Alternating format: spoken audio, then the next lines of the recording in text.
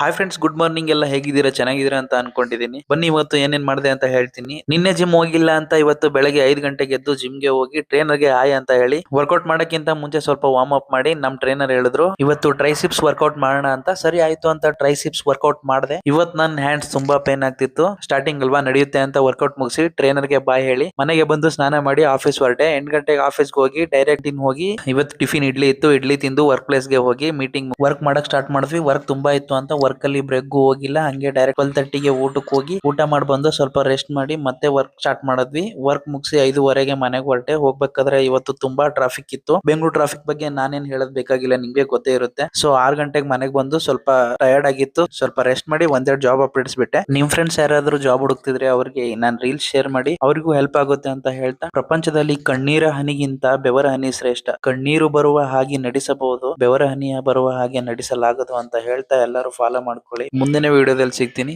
ಬಾಯ್.